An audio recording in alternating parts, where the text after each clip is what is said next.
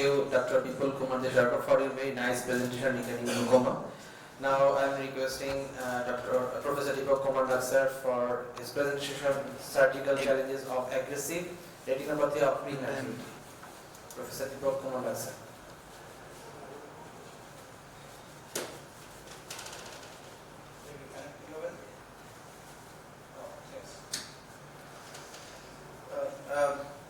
Respected Chairman and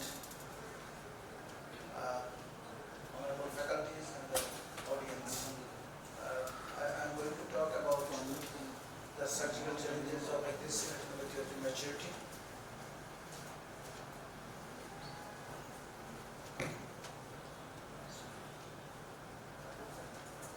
So I am going to talk about the surgical challenges of aggressive retinopathy of prematurity.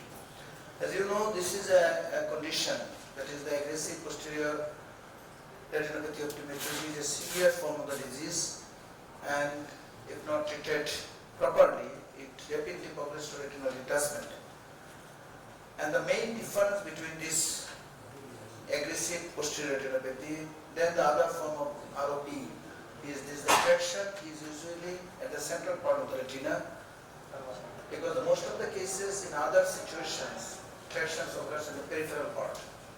Because this central part is only vascularized, so the traction is usually in the central part of the retina occurs. And this is one of the picture. You can see the peripheral part is really avascular and the central part is only vascularized and abnormal vessels is there.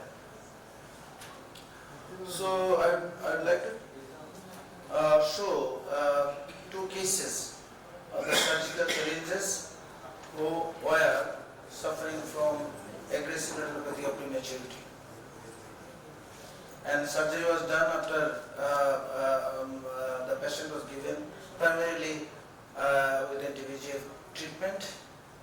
And if we look at this surgery, you can see here the only central part you see is vascularized, and the fibroblascular proliferation is in the central part, and the peripheral part is hazily viewed, and the peripheral part is fully avascular.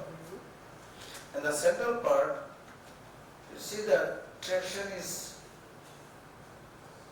a strong membranous traction. And if we just wanted to pull the traction, there is hemorrhage occurs. And after the primary vitrectomy, I have given intravitreal TA, and you can see the vitreous is also strongly adherent with the retina. It's really difficult to separate the vitreous from the retina. And peripheral use, avascular retina is then lasered.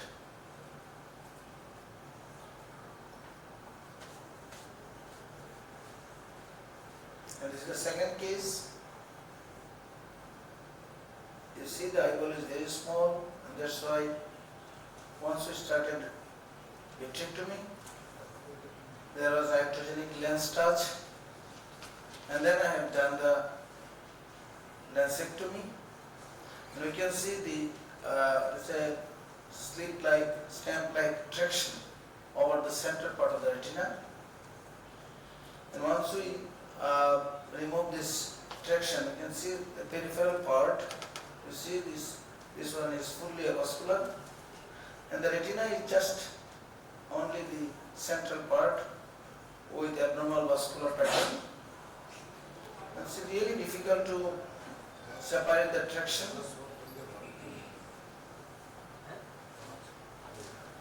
And then I have left it under fluid exchange. So the posterior pool in aggressive retinopathy of prematurity, there is sheet-like traction. We observed, and it was difficult to separate. And once we want to remove this traction, there is hemorrhage also occurred. And the peripheral part is really difficult sometimes to separate, because the peripheral part, the retina is avascular, the vitreous is haze. So sometimes difficult to separate this peripheral part.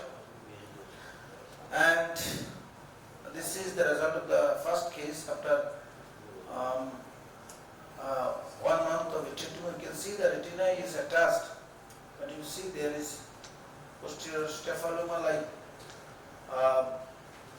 appears in the scan, and this patient has got secondary glaucoma after the surgery and become ophthalmos. It's really frustrating. And the second case, this is the end of the surgery, and I have not followed up because this patient had died. You see, the condition is really devastating. So, eyes of aggressive retinopathy causing clarity is different, and the treatment is extra care in such cases. Thank you all.